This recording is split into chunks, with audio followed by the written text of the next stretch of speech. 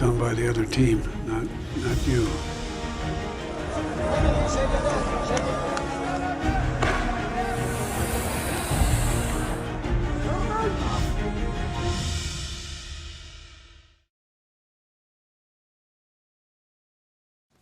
It's day 12 of the Israel-Hamas war, and the news keeps getting worse. Last night, a hospital was bombed in Gaza. Let me repeat that.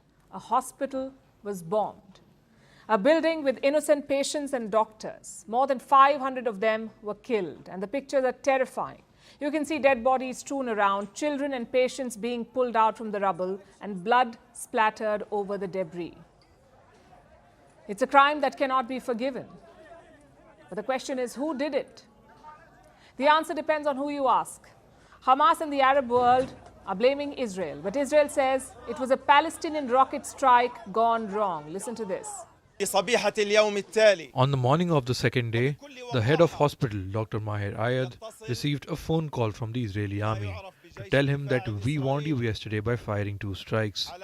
He told the head of the hospital, "We warned you yesterday with 2 strikes.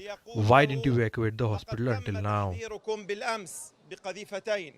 I can confirm that an analysis of the IDF operational systems indicates that a barrage of rockets was fired by terrorists in Gaza, passing in close proximity to the El Hali Al Maadi hospital in Gaza at the time it was hit.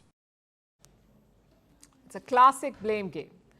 But let's look at the facts available. The hospital was located in the heart of Gaza City. It's the oldest one in Gaza. It used to treat around 45,000 patients every year.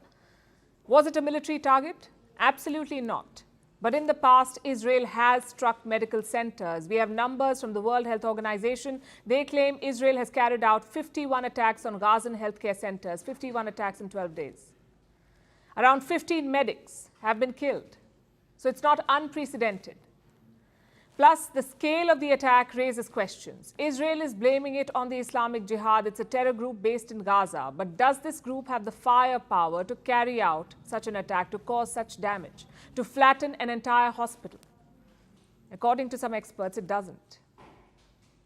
But we know that Israel does. Now let's look at the other side. The Israeli Defense Force has released a comprehensive clarification. They have 3 claims. 1, Israel was not carrying out attacks in that area when the hospital was bombed. 2, they detected Islamic Jihad rockets at the same time as the hospital bombing. And 3, some communications. Communications that allegedly show Islamic Jihad talking about a misfire. That is Israel's defense. But have they provided any evidence for it? They have posted the video of a rocket strike. It's supposed to show a misfire. They've also released an audio conversation of Islamic Jihad terrorists. They're heard talking about a strike gone wrong. Now, I must tell you this. These have not been independently verified. Military experts have questioned their authenticity, but the Americans seem satisfied. Joe Biden blamed Palestinian groups for the attack. He said that Israel's claim was backed up by Pentagon data. But remember, the US is Israel's ally. So we'll have to wait for an independent investigation, because in conflict, you can never be sure. Israel has a history of attacking hospitals, and the other side has a history of rocket misfires. So it's too early to draw conclusions. And some leaders realize this. Others have been quick to place blame. Listen to all the responses. I was deeply saddened and outraged by the explosion at the hospital in Gaza yesterday. And based on what I've seen, it appears as though it was done by the other team, not you. What happened tonight is a huge tragedy and an ugly massacre that cannot be tolerated or allowed to pass without accountability. Tonight, Israel struck Al Ahli Hospital in Gaza City.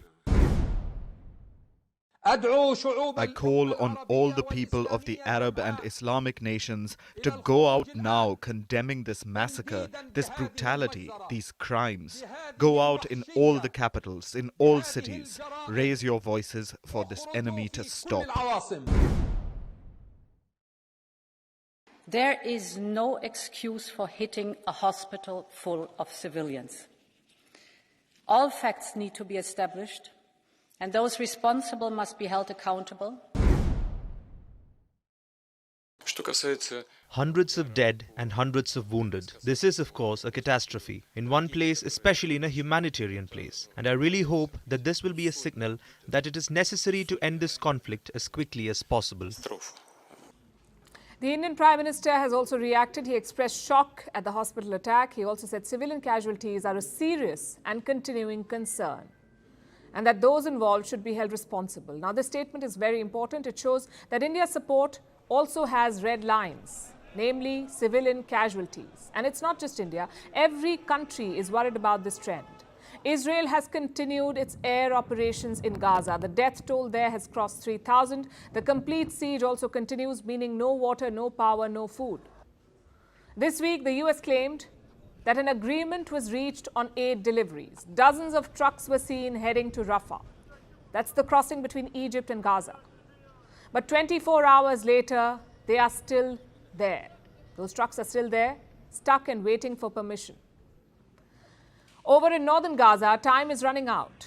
Israel had asked residents to evacuate, but most of them simply can't. Northern Gaza had a population of 1.1 million people. Out of this, 400,000 have fled, 4 lakh people, they fled. Which means 700,000 people are still trapped in northern Gaza. They're sitting ducks if Israel invades. Yesterday's attack was an example of that, of the risk of staying in northern Gaza. Just one problem though, there is nowhere to go. Down south, resources are running out, hospitals and shelters are packed beyond capacity, and Egypt says they won't take any refugees.